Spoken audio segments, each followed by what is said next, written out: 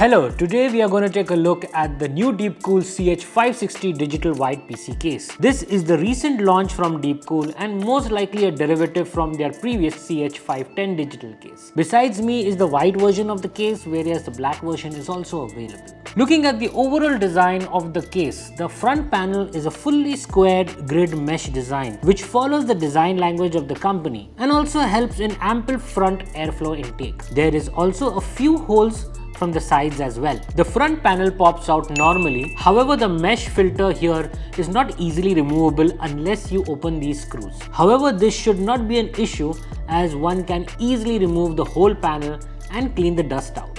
The fans pre-installed in the case are three 140mm PWM ARGB fans in the front as intake and one 120mm PWM ARGB fan in the rear as exhaust. These fans are connected to a fan splitter cable that makes it easier to connect the fans to a single 4-pin system fan port. The ARGB of these fans are also connected to an inbuilt ARGB controller via a splitter cable that can be powered independently via SATA power, or it can be controlled via your motherboard. The special feature of this case is the digital indicator located on the side panel area, which shows the CPU and GPU temperature and usage information. This is done via a USB 2.0 internal cable, so make sure you have one port available for this on your motherboard. You will also have to download a software for this which will run in the background. The side panel is part tempered glass and part mesh.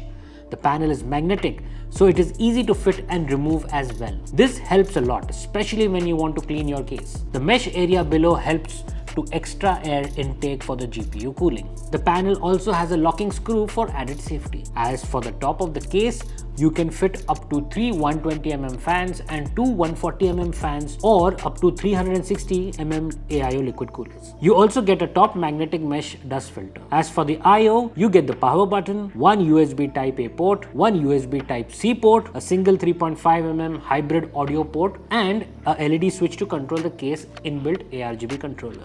The bottom of the case is pretty much the same with the basic mesh dust filter for the power supply intake. The case feet are rectangular and it's nice. As for the inside of the case, it can accommodate ATX motherboards as well as an M-ATX or a mini ITX motherboards. There are 2 cable entry slots on the top side, 2 at the bottom side and 2 cable entry slots on the side which are with rubber grommets. The motherboard mount tray also includes a GPU support arm which can be fitted at 2 different slots depending upon the GPU size. The power supply shroud has a mesh design on top where you can also mount 2 120mm fans in case you wish to direct more air intake for your GPU. Now the case is wide, which means it can fit a full-size NVIDIA 4000 series GPU up to 380mm length and can also easily fit the 12 VHPWR GPU power cable in case of the 4080-4090 series. It can also fit air coolers up to 175mm in height, so you can easily install most performance air coolers in this case.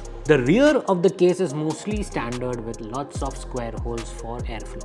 The PCI expansion brackets are screw fitted as well. You can always replace them when you change your GPU or anything like that. Talking about the rear side of the motherboard tray where all the cables are, we can see a dedicated channel for cable management with Velcro straps, which makes cable management a lot easier. There is also 26mm space between the motherboard tray and the side cover, which is again a lot of space to neatly manage cables. Also note that you can also mount 2 2.5-inch SSD on the motherboard tray. There is also a tiny ARGB controller included with the case, which is located at a place where it won't affect the routing of cables if you are a cable management enthusiast like me. The front I/O circuit can easily be replaced as well, as it is screw fitted, which is a good thing. In case if it gets spoiled or anything like that, it's very easy to replace. As for the power supply, there is ample space to fit in ATX power supplies up to 170mm in length. There is a drive caddy that can mount one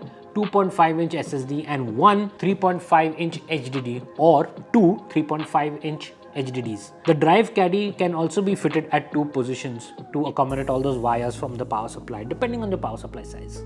There is one more thing. The fans on the front face of the case, which are fitted on a removable bracket, which is also an added bonus for PC builders, which kind of makes it easy for them to fit the front fans or AIO cooler radiators in case you want to have the front mount of the same. This is the Deepcool CH560 PC case, and I hope you liked this video. Please do not forget to like the video, subscribe to our channel and share this video with your friends.